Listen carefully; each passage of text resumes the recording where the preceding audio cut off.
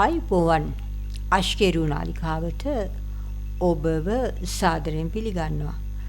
මේ ඥාති പ്രേත තටුව ගැන මම දෙවෙනි කොටස දැම්මනේ. ඒ කොටසේ එක කොටසක් රෙකෝඩ් වෙලා නැහැ. ඒයිද කියලා මම දන්නේ නැහැ. මම ඒකේ ඉතිරි ටික කියන්නම් තුන්වෙනි කොටසත් එක්ක.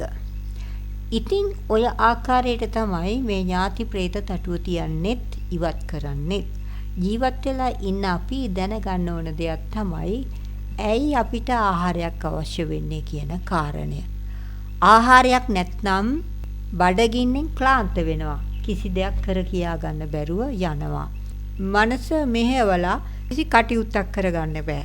ඉතින් යම් ආහාරයක් ගන්නකොට ඇතිවන කායික ප්‍රබෝධයෙන් මේ ලෝකේ හරයක් නැති සින්දු කියා නට උඩ පැන ඉන්නවට වඩා ඥානගෝචර වැඩකට යොදා ගන්න අපි දැනගන්න ඕනේ.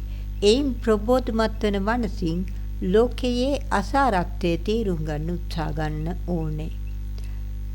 අපි කනබන ආහාරයට අමතරව තවත් ආහාර වර්ග තියෙනවා. සසර ගමන යන්න ඇහැට මනවඩන රූපය ආහාරයක් වෙනවා. කනට මනවඩන ශබ්දය ආහාරයක් වෙනවා. නාසයට මනවඩන ගන්ධය ආහාරයක් වෙනවා. දිවට මනවඩන රසය ආහාරයක් වෙනවා. ශරීරයට මනවඩන පහස ආහාරයක් වෙනවා. මනසට নানা ප්‍රකාර මනවඩන සිටිවිලි ආහාරයක් වෙනවා. ඉතින් ඒ ආහාර දෙනකල් අපි සසර ගමන යනවා. අනේ කොච්චර ලස්සන රූපයක්ද. ඒක මම වෙන්න ඇත්නම් මගේ කරගන්න ඇත්නම් මේ ආදී වශයෙන් කැමැත්තෙන් බැඳෙන තාක් කල් රූපේ නිසා අපිට ආහාර ලැබෙනවා. එයින් ලැබෙන පෝෂණ ශක්තිය සසර ගමන තව තවත් දික් කරනවා. එහෙම වෙන්නේ ඒබදු අරමුණු කෙරෙහි යලි යලිත් බලාපොරොත්තුෙන් චන්දරාග සහගතව ඒවා පසුපස හඹා යන නිසා. සසර ගමන නවත්තන්න නම් පෝෂණ ශක්තිය ලැබීම නතර කරන්න ඕන. රූපේ නිසා ලැබෙන ආහාර නතර කරන්න ඕනේ. ඉතින් මනවඩන රූපයකින් ලැබෙන රසවත් ආහාරය එකපාරටම නතර කරන්නේ කොහොමද? රූපේ යථා ස්වභාවය දැනගත්තා නම් ඒකෙන් ලැබෙන ආහාරය කොච්චර රසවත් වුණත් අපිට ප්‍රතික්ෂේප කරන්න පුළුවන්. ඉතින් මේ රූපේ Tamanට කැමති විදිහට පරිහරණය කරන්න පුළුවන්ද? කොච්චර රැක්කත් කැඩිලා බිඳලා විනාශ වෙලා යන, එහෙම නැත්නම් කවුරු හරි කඩලා බිඳලා විනාශ කරලා දාන දෙයක් Tamanට කැමති විදිහට තියෙයි කියලා අසහතිකයක් දෙන්න පුළුවන්ද? එහෙම නොවුනත් ඊට හිමි ස්වභාවය වන ජරාවට, මරණයට පත්වීම වළක්වන්න පුළුවන්ද? මේ බඳු බාධකවලට මුහුණ දෙමින් රකින්න හදන මේ රූපය මොහොතක් පාසා බඩගින්න, පිපාසය, සීත උෂ්ණ, මැසි මදුරු බාධක, විවිධ දුක් වේදනා, ලෙඩ රෝග, හිඟි හිංසා ආදී අප්‍රමාණ දුක් වේදනා වලින් නිතර පෙළෙනවා. ඒ නිසා දුකක්මයි උපදින්නේ. දුකක්ම වෙනසේ කියලයි බුදුන් වහන්සේ දේශනා කළේ. ඉතින් එහෙව් රූපය පෝෂණය කරන ආහාරයත් හොඳයි කියන්නේ කොහොමද? ඒ ආහාරයෙන් ලැබෙන පෝෂණය හොඳයි කියන්නේ කොහොමද? මෙතෙක් කල තමන් ඒ මූලාවටපත් වුණු පෝෂණයේ ශක්තියෙන් නේද මේ දීර්ඝ සසර ගමනක් ඇවිත් තියෙන්නේ. ඉතින් ඥාන ගෝචරව මේ පරිහරණයට සුදුසු නැති නොහොත් අනිසි. ඒ නිසාම දුක් දෙන අසාර රූපේ නිසා තමන් ගන්න ආහාරයට තියෙන ඡන්ද රාගය ටිකෙන් ටික අඩු කළාම රස රාගයෙන් මත් නොවි කය යැපෙන පමණට හුරු කරගත්තම සසර ගමනට හේතු වෙන ශක්තිය පෝෂණය අඩු වෙනවා. ගමනේ වේගය අඩු වෙනවා. මුළුමනින්ම සතර ආහාරයට තියෙන ඡන්ද රාගය නිරෝධ කළාම සසර ගමනට හේතු වන ශක්තිය පෝෂණය සම්පූර්ණයෙන්ම නැති වෙලා ගමන නවතිනවා. ඇවත්නි, මේ සස්නෙහි මහන කෙලි පිනිස නොවේ, මදය පිනිස නොවේ, අඩුතැන් පිරීම පිනිස නොවේ, සැරසුම පිනිස නොවේ. යම් තාක් මේ කය පැවැත්ම පිනිස, යැපීම පිනිස, සාදුක් වේදනා නැසීම පිනිස බඹසරට අනුග්‍රහය පිණිස වළඳමි. මෙසේ පැරණි වේදනාද නසන්නෙමි. අලුත් වේදනාද නූපදවන්නෙමි. මාගේ ඉරියව් පැවැත්මද නිවැරදි බවද පහසු විහරණයද වන්නේ යයි නුවණින් සලකා ආහාර ගනි. ඒ කියලා තියෙන්නේ සංයුක්ත නිකාය 4 219 වෙනි පිටුවේ සාරිපුත්ත සද්ද විහාරික සූත්‍රයේ. මේ විදිහට ශරීරයට දෙන ආහාර ප්‍රත්‍යක්ෂ කළ යුතුයි. හිතට දෙන ඉතිරි ආහාර තුන තමයි ස්පර්ශ ආහාර, විඥාන ආහාර සහ මනෝ සංචේතන ආහාර කියන්නේ. තතු දැනගෙන මේවාටත් තියෙන චන්දරාගය දුරු කිරීමෙන් සසර ගමන කෙලවර වෙලා නිවන පූර්ණ වෙනවා. 7 දවසේ දාණය බණ සහ ඥාති ප්‍රේත තටු සම්බන්ධයෙන් මීටත් වඩා ප්‍රායෝගිකව වටිනා විස්තරාත්මක පැහැදිලි කිරීම මාලාවක් හෙළබවුදු පියුමේ 27 28 29 38 39 කලාපවල පළ කරලා තියෙනවා. ඉතින් මම මේ 27 වෙනි කලාපයේ එක තමයි මම මේ දැන් කියන්න යන්නේ. මේ 27 වෙනි කලාපයේ තියෙන්නේ මෙන්න මෙහෙම. මළගිය ඥාති හිත මිත්‍රාදීන්ගෙන් ඇති වූ කරදර උපද්‍රව ධර්මානුකූලව වැළැක්වූ හැටි. තමන්ගේ මිය පරලොවගේ ඥාති හිත මිත්‍රාදීන් යම් යම් දුක්ඛිත අවස්ථාවල ඉඳගෙන ජීවත් වෙලා ඉන්න තමන්ගේ පිරිස් වලට කරදර කරපු අවස්ථා ගැනත් ඒ වගේ අවස්ථාවලදී ඒ අය නිදහස් කරලා යහපත සලසලා දීපු හැටි තමයි මේ විස්තර කරන්නේ. මෙතනදී ඒ මියගිය සමහර අය මනුස්ස ගන්ධබ්බ විදියට හිටියත් සාමාන්‍ය අයට දර්ශනයෙන් පේන්නේ නැති නිසා අමනුස්ස කියන වචනය ව්‍යවහාරයේදී භාවිතා කරනවා. එහෙම නැත්නම් සසර අපාගත වෙලාම නොවේ අමනුස්ස කියන්නේ. මේ සිද්ධිය දංකොට්ටුව පන්නල කියන ගම් ප්‍රදේශයට සම්බන්ධ සිද්ධියක්. ඒ පැත්තේ ගෙදරක හිටපු ස්වාමි පුරුෂයා ඊට අවුරුදු 20කට පමණ පෙර හදිසි අනතුරකටපත් වෙලා බොහොම දරුණු විදියට තුවාල ලැබලා දැඩි සත්කාර ඒකකේ සතියක් පමණ දුක් විඳලා මිය ගිහින් තිබුණා. මරණකොට ඔහුගේ වයස අවුරුදු 55ක් විතර ඇති. මේ පුජ්‍යලා ජීවත් වුණේ තමන්ගේ බිරිඳගේ මහ ගෙදරට අයත් වත්තේම. ඒ අයට හිමි වෙච්ච පින් කොටසක කොමාරි ස්වාමි පුරුෂයා නැති වෙලා ටික කලක් යනකොට අර වැඳපු කාන්තාවට බාහිරින් නොයක් ආකාරයේ අමනුස්ස හිරිහැර කරදර එන්න පටන් ගත්තා. කොහේ හරි ඉඳගෙන කෙනෙක් ඇඟට වැලි ගහනවා. හිටි ගමන් බෙල්ල මිටි කරනවා. ඇඟ පහුරු ගන්නවා. ඇඟ දැවිල්ලයි. මේ ආදී වශයෙන් මොනවා හරි දැනගන්න ලැබිලා තිබුණා. ඒවට විවිධ උපක්‍රමත් යොදලා තිබුණා. සමහර කට්ටඩියෝ ගෙනත් ඒ අමනුෂ්‍ය බලවේගය අයින් කරන්න කියලා විවිධාකාර බන්ධන හිර කිරීම කරලා තිබුණා. අඳුන් වලින් බලලා විවිධ දේවල් ගානේ ගිහින් තිබුණා. නමුත් මේ අමනුෂ්‍යයා හෙවත් ඥාති ප්‍රේතයා මොකද කරන්නේ? අර වෙලාවට කට්ටඩියෝ ත්‍රවට්ටලා වෙනත් පොඩි පොඩි අමනුෂ්‍යයන්ව එතෙන්ට ගෙනත් දාලා පැනලා දුවනවා. ඒ තරම් බලවත්. මේ විදියට බලවත් අමනුෂ්‍යයන් තමන් අල්ලගෙන කොටු කරගන්න හදනකොට ඒ වෙනුවට වෙනත් අමනුෂ්‍යය පාවලා දීලා රවට්ටලා පැන ගන්න අවස්ථා තියෙනවා. මෙතනදිත් ඒ වගේ දෙයක් තමයි සිද්ධ වුනේ. අන්තිමට බලනකොට අහුවෙලා තියෙන්නේ අවශ්‍ය කෙනා නෙවෙයි. නිකන් වැඩක් නැති පොඩි පෙරේතයෝ ටික. ඉතින් මේ බලවේගය නැවතත් අර විදිහටම අර කාන්තාවට කරදර කරන්න පටන් ගන්නවා. පෙරේත තටු ආදී තියෙන කොටත් ඒවා පුක්ති විඳලා කොහොම හරි අල්ලලා ගෙට ගහන්න ඉස්සෙල්ලා පැනලා යනවා. මේ වගේ තත්ත්වයක් තමයි දිගින් දිගටම තිබුණේ. දැන් මේ කාන්තාවගේ සහෝදරය පන්සලට ඇවිත් ශාසනික කටයුතු සම්බන්ධ වෙලා නිතර බණ අහලා භාවනා කරනවා. තමන්ගේ සහෝදරියට සිද්ධ වෙන මේ කරදර හිරිහැර ගැන බැරිම තැන මේ වහරක ස්වාමින් වහන්සේ ළඟට ඇවිත් ඔහු මේ විදියට කිව්වා. ඉතින් උන්වහන්සේ කරලා තියෙන වැඩේ ඒක ගැන යොමු කරලා බලනකොට මේ කාරණය අර විදියට දැක්කා. ඒ අර ස්වාම පුරුෂයා තමයි දැන් මේ පරදත්තූපජ ජීවෙක් අනුන් දෙන දේ තුලින් තමන්ගේ ජීවිතයට උපජීවයක් ලබා ගන්න. අමනුෂ්‍යයෙක් එහෙම නැත්නම් ඥාති ප්‍රේතයෙක් විදියට ඉඳගෙන කරදර කරන්නේ.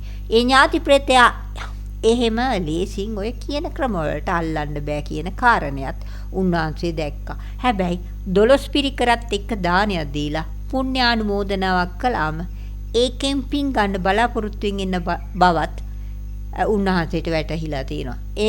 එහෙම පින් ගන්න පුළුවන් තැනක තමයි හිටියේ.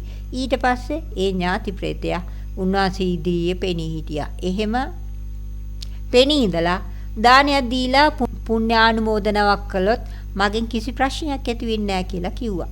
ඊට පස්සේ ඒ අමනුෂ්‍යයා බලාපොරොත්තු වෙන දේවල් දැනගෙන 12 පිරිකරක් එක්ක දානයක් දෙන හැටි ජීවත් වෙලා ඉන්න පිරිසට විග්‍රහ කරලා දුන්නා. මේ වගේ දානයක් දෙනකොට දෙන්න ඕන ක්‍රමයක් තියෙනවා. මොකද බොහෝ අවස්ථාවල දන් දෙනකොට භික්ෂුන් වහන්සේලාට විතරක් දානෙ දුන්නම ඒ ඥාති අමනුෂ්‍ය කොටස් ඉන්නේ බඩගින්නේ. එතකොට දානයක් දීලා පින් අනුමෝදන් වෙලා සතුටු වෙන්න කිව්වට එහෙම සතුටු වෙන්න බෑ. තමන් වෙනුවෙන් අනුන්ට දාන දීලා සන්තෝෂ වෙන්න කියනවා. නමුත් තමන් බඩගින්නේ ඉන්නේ. ඉතින් එතකොට තමන් බඩගින්නේ ඉන්නවා මිසක් ඒ දානේ දිහා බලලා සතුටු වෙන්න පුළුවන් කමක් නැහැ. බඩගින්න නිසා දැඩි අසහනය ඒ තරම් වැඩි. ඉස්සර නම් උන්වහන්සේ ওই වගේ අවස්ථාවලදී ඒ වගේ අවශ්‍යතාවයන් වලට ගැළපෙන විදියට බලලා මනෝමය වශයෙන් ඒ අවශ්‍ය දේවල් මවලා ඒ අයට යවන ක්‍රමයක් තිබිලා තියෙනවා. දානෙ දෙනකොට මනෝමය වශයෙන් ඒ අයට අවශ්‍ය දේවල් ඔක්කොම ලැබෙන්න කියලා අදිෂ්ඨාන කරලා තමයි ඒ දේ සිද්ධ කරන්නේ. එතකොට ඒ අයට ඒ වෙලාවේ මේ අවශ්‍ය දේවල් නිර්මාණය වෙලා ලැබෙනවා. නමුත් ඉතින් ඒක හැමෝටම කරන්න බෑනේ. ඒකට මනෝමය වශයෙන් මවලා දෙන්න අර්ධී ක්‍රමය පුරුදු වෙලා තියෙන්න ඕනේ. මේ නිසා ඒ වගේ වෙලාවකදී මොකද කරන්නේ? ඒ අයට භෞතික වශයෙන් ආහාර තට්ටුවක් වෙනම හදලා තියන්න ඕනි. පෙරේත තටුව කියලා කියන්නේ ඒක තමයි. ඒකට බත් පිඟානක් එක්ක කරවල හරි මාළු කෑල්ලක් හරි මස් කෑල්ලක් හරි බැදලා මොනවා හරි ව්‍යංජන 5ක් විතර තියන්න ඕනේ. මොකද උන්ට ප්‍රියමනාප දේ දෙන්න වෙනවා. ව්‍යංජන 5ට වැඩි වුණත් කමක් නැහැ. ඒකට කොළ මැල්ලුමක් සමග මොනවා හරි හොද්දකුත් තියෙන්න ඕනි. මුං ඇට හොද්දකට තමයි වැඩි කැමති. මඤ්ඤොක්ක තම්බලා අර්ථපල්ලල ව්‍යංජනයක් තියන්න පුළුවන් නම් තවත් විශේෂයි. මොකද අමනුෂ්‍ය ඒවට විශේෂයෙන් කැමති. මේවා පිඟන් කෝප්ප වලට බෙදන කොටත් අලුත් ඒවා ගන්නෙ නෑ. පාවිච්චි කරපු පරිහරණය කරලා අහකට දාපු පරණ පිඟන් කෝප්ප පොල් කටු වගේ ඒවා තමයි ගන්නෙ. ඒ වගේ දේවල් වලට තමයි ඒ පරදත්තු උපජීවීන් කියන අමනුෂ්‍ය කොටස් වැඩියෙන් කැමති. මේ පිඟන් කෝප්ප ගන්න කොටත් වීදුරු ඒව නැතුව ප්ලාස්ටික් වගේ ඒවා ගන්න පුළුවන් නම් වඩා හොඳයි. මොකද ඒවා ඉවත් කරන්නකොට කැඩිලා බිඳලා කාටවත් කරදර අනතුරු සිද්ධ වෙන්නේ නැති නිසා. ඒ වගේම මෙතනදී බත් ව්‍යංජන කැවිලි පළතුරු ආදී තියන්න පිඟන් දීසි කෝප්ප වෙනුවට අවශ්‍ය නම් බත් ඔතන පොලිතින් මලු හෝ කොළ පොත් වගේ සුදුසු දෙයක් යොදා ගන්නත් පුළුවන්. එතකොට ඒවට වෙන වෙනම බෙදලා වහන්නේ නැතුව විවෘත කරලා තියන්න ඕනේ. ඒ වගේම මේ තටුව උඩින් පැත්තක බත් බෙදාගෙන කන්න කෙහෙල් කොළ කෑලි 4-5කුත් තියන්න ඕනේ. දැන් මේ තටුව අර බත් එක්ක ව්‍යංජනක් තියලා තැඹිලි ගෙඩියක ඇස්ස කපලා මූඩිය වගේ වහලා ඒකත් එක්කම තියන්න ඕනේ. මොකද බඩපපුව දැවිලා රත් වෙලා ඉන්න මිනිස්සුයෝ ඉන්නවා. ඒ අයට තැඹිලි වතුර ගුණයි. ඊට අමතරව බොන්න වතුර එකකුත් තියන්න ඕනේ. ඒ වතුර එකට අයිස් කැටයක් දැම්මොත් තවත් හොඳයි. එතකොට අර තියෙන දාහ ගතිය දුරු වෙන්න හේතු වෙනවා. මොකද සමහර අමනුෂ්‍ය කොටස් තැඹිලි වතුරට කැමති නෑ. මේ වතුර තියෙන කොටත් බොන්න ගන්න වතුර එක වෙනම කෝප්පයක තටුවත් එක්කම උඩින් තියලා තවත් තරමක ලොකු වතුර භාජනයක් මූණකට හොද ගන්න තටුව යටින් තියන්න ඕනේ. ඒ යටින් තියෙන වතුර භාජනයට වතුර ගන්න සුද්ධ කරපු පොල් කටුකුත් දාන්න ඕනේ. මොකද අපි මේ ලෝකේ පාවිච්චි කරනවා වගේම ඒ අයගේ ලෝකේ ඒ පාවිච්චි කරන්න අවශ්‍ය කරන විදිහට භාණ්ඩ මැවිලා එන්න නම් භෞතික භාණ්ඩ තියන්න ඕනේ. ඒ වගේම තැඹිලි වතුර වලටයි අමතරව සීනි දාලා තේ කහට එකකුත් තියන්න පුළුවන් නම් තවත් හොඳයි. මොකද හුඟක් අමනුෂ්‍යෝ ආහාර ගන්න ඉස්සෙල්ලා තේ එකක් පීලා බඩ දිග ඇර ගන්න බලාපොරොත්තුෙන් ඉන්නවා. ඒ කියන්නේ මිනිස්සු වෙලා ඉන්නකොට තිබිච්ච සිරිතක්. මොකද මිනිස්සයන්ට උනත් කෑම නොකා ඉඳලා එකපාරටම කන්න යුත් අමාරුයි. තේ එකක් බීලා කෑම කෑවම තමයි ඇඟට ප්‍රබෝධයක් දැනෙන්නේ. ඒ වගේම මේ අමනුෂ්‍යයන්ට හාමත් වෙලා ඉඳලා එකපාරටම කෑම කන්න බෑ. ඉතින් තේ එකක් බීලා හිටියොත් ටික වෙලාවක් යනකොට ඇඟට ප්‍රබෝධයක් එනවා. ඊට පස්සේ හොඳට කන්න පුළුවන්. විශේෂයෙන් සමහර අමනුෂ්‍යෝ කියලාම එහෙම ඉල්ලනවා. ඉතින් අර වගේ ඈලි මෑලි ගතියටපත් වෙලා ඉන්නකොට ඉස්සෙල්ලාම තේ එකක් බීලා කෑම කන්න බලාගෙන ඒ අය ඉන්නවා. ඒ වගේම මේකට කැවිලි ටිකකුත් තියන්න ඕනි. මොකද සමහර අමනුෂ්‍යෝ කැම් වගේ මොන හරි කැවිලි කාලා තේ බොන්න කැමැත්තෙන් ඉන්නවා. සමහර අමනුෂ්‍යයන්ට බඩගිනි වෙලා හාමත් වෙලා ඉන්නකොට එකපාරටම බර ආහාර ගන්න බැරි නිසා අර වගේ පොඩි දෙයක් ඉස්සෙල්ලම ඉල්ලනවා. පෙරේත තටුවට එනවා. ඒ නිසා පුළුවන් උපරිමයෙන්ම මේ සියල්ලම පරිපූර්ණ වෙන්න තියන්න පුළුවන් නම් හුඟක් හොඳයි. ඒ අයත් බොහොම සන්තෝෂ වෙලා පුණ්‍යානුමෝදනාවට සම්බන්ධ වෙලා ඊළඟට පළතුරුත් කොටපු දැහැත් පිටකුත් බුලත් පුවක් හුණු සමග ඉනසල් කරාබු නැටි ආදියත් එකතු කරලා තියන්න පුළුවන් නම් වඩාත් හොඳයි. ඒ දැහැත් පිට අයිනෙන් දුම්කල කෑල්ලකුත් වෙනම තියෙනවා. මේ බුලත් පිට කියන එකත් ඇතාතිතේ පටම ආහාර වේලක් ගත්තට පස්සේ සාමාන්‍ය සිරිතක් වශයෙන් පාවිච්චි කරනවා. බත්ත පුලුතින් සංග්‍රහ කරනවා කියන්නේත් ඒකයි. ඒ වගේම ඉන වටේ ඔතන්න පුළුවන් මට්ටමට යාර දෙකක් විතර දිග අලුත් සුදු රෙදි කෑල්ලකුත් තියන්න පුළුවන් නම් තවත් හොඳයි. ඒ රෙදි කෑල්ල පැත්තකින් නූල් පොටක් හරි මහලා තියන්න පුළුවන් නම් හුඟක් හොඳයි. සම්පූර්ණයෙන්ම මැහුවේ නැති වුණාට කමක් නැහැ. මොකද සමහර අමනුෂ්‍යයෝ ඉන්නවා ඇඟේ නූල් පොටක්වත් නැතුව නිර්වස්ත්‍රව. ඉතින් බොහොම අමාරුවෙන් තමයි ඒ අය අතින් විලිවාගෙන ඉන්නේ. සමහර වෙලාවට ලැජ්ජාව නිසා මේ වගේ අවස්ථාවකට සම්බන්ධ වෙන්න බැරිව ඉන්නවා. ඒ වගේ අයට රෙදි පිළිමැවිලා එන්න තමයි මේ විදියට රෙදි කඩක් තියන්නේ. දැන් මෙහෙම හදපු තටුව තියන්නත් තැනක් තියෙනවා. කෙහෙල් ගහක් වගේ ගසක් යට. වැසිකිලි වලක් උඩ, දරමැස්සක් උඩ, දිරච්ච දර කොටයක් ළඟ. මේ ආදී වශයෙන් මොකක් හරි අගු පිලක දන හිස මට්ටමට උස මේසයක් පුටුවක් වගේ එකක් තියලා ඒක උඩ තමයි තියන්න ඕනි. එහෙම නැත්නම් වත්තේ කොහේ හරි තියෙන මඩුවක වුණත් කමක් නැහැ. කොහොම හරි ගේ ඇතුලේ තියන්නේ නැතුව එළියට ගන්න එක තමයි වඩා හොඳ. මොකද අර වගේ ස්ථාන තමයි මේ අය නිතර වාසය කරන්න කැමති. ගැළපෙන ස්ථාන. දැන් මේ තියපු තටුව උඩ බත් පිඟාන ව්‍යංජන බොන වතුර පුරෝපු කෝප්පය තැඹිලි ගෙඩිය තේක දැහැත් පිට කැවිලි පළතුරු රෙදි කෑල්ල කෙහෙල් කොළ තියෙනවා. මේ සියල්ලම උඩින් කෙහෙල් කොළයක් තියලා වහනවා. තටුවට යටින් තමයි අර මූණ හොදන වතුර බාදිනේ තියන්නේ. දැන් මේ විදියට තියලා ඒක අරගෙන භුක්ති විඳින්න කියලා ගෙදර කවුරු හරි ලවා විස්තර ඇතුව කියන්න ඕනේ. මේ ස්ථානයේ ඇසුරු කරගෙන ඉන්නා ඌ කවුරු හරි මියගිය ඥාති හිත මිත්‍රාදීන් ඉන්නවනම් අමනුෂ්‍යාදී කොටස් ඉන්නවනම් අනවින කොඩි වින බන්ධන වලට බැඳිච්ච අය ඉන්නවනම් ඒ වයි නිදහස් වෙලා ඒ අය මේ දාණය අරගෙන භුක්ති විඳින්න. මේ දාණය ඔබලට කැපයි. අද දවසේ අහවල් පන්සලට ගිහින් මෙහෙම 12 පිරිකර සහිත දාන පූජාවක් දීලා පැන් වඩලා පුණ්‍යානුමෝදනාවක් කරනවා. ඒක අනුමෝදන් වෙන්න. මේ ආදී වශයෙන් කියනකොට ඉහත සඳහන් කරපු විදිහට කැපයි කියලා 3 වතාවක් කියලා දානෙ දෙන ස්ථානයක් සඳහන් කරන්න ඕනේ. මේ වගේම පින් දෙන්න ඕනේ විශේෂ පුජ්‍යලයන් ඉන්නවනම් ඒ අයගේ නම් සඳහන් කරන්නත් ඕනේ. ඒ වගේම මෙතනදී පෙරේත තටුවට තියෙන දානයයි බුද්ධ පූජාවත් සමග තියෙන සාංගික දානයයි වෙන වෙනම තමයි උයන්න ඕනේ. එහෙම නැතුව එකම වාජන වල උයලා දෙකට බෙදලා තියන්නේ නැහැ. ඒ දාන දෙකට අවශ්‍ය බත් ව්‍යංජන වෙන වෙනම වෙන් කරලා උයන්න ඕනේ. සාංගික දාණය එක පැත්තකට හදන ගමන් තවත් පැත්තකින් ලිපක් බැඳලා අනෙක් දාණය හදන්නත් පුළුවන්. එහෙම නැත්නම් එක දානයක් උයලා ඒ ලිපේම අනෙක් දානයත් උයා ගත්තට කමන්නේ. ගෙදර පාවිච්චියට ගන්න වලම් මුට්ටි උනාට කමක් නැහැ. ඒවා හොදලා ගන්න පුළුවන්. හැබැයි ඒවා සාංගික දාණය උයන්න පාවිච්චි කළොත් ඒ දාන කටයුතු අවසන් වෙනකල් විතරක් පෙරේත තටුව දෙන දානෙට හරි ගෙදර උයන පිහන කටයුතු වලට හරි ඒ වාජින යොදා ගන්න. අඩු ගානේ හැන්දක්වත් යොදා ගන්න. එතකොට ඒ සඳහා වෙනම ඒවා පාවිච්චි කරන්න වෙනවා. මොකද ඒ සාංගික දානයේ උයපු වාජනවල තියෙන ඉඳුල් පොඩ්ඩක් හරි පෙරේත තටුවේ දානෙට හෝ වෙනත් වෙන පිහන කටයුත්තකට සම්බන්ධ වුණොත් ඒක ගැලපෙන්නේ නැහැ. මොකද මේ වෙනකොටත් බුද්ධ පූජාව තියලා සාංගික දානෙ දීලා ඉඳුල් කරලා නැති නිසා.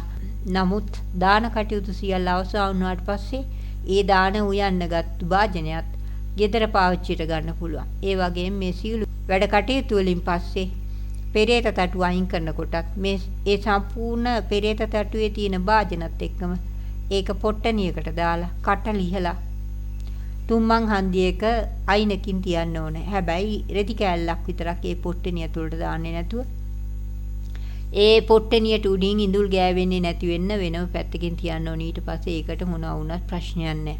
දැන් මේ විදිහට විස්තරය සම්පූර්ණයෙන්ම කියලා ඉස්සෙල්ලාම පෙරේතට දීලා සාංගික දානෙ වෙනම හදලා බුද්ධ පූජාවක් තියලා පූජා කරලා පුණ්‍ය ආනුමෝදනාව කරන හැටි විස්තර ඇතුව ඒ අයට කියලා දුන්නා.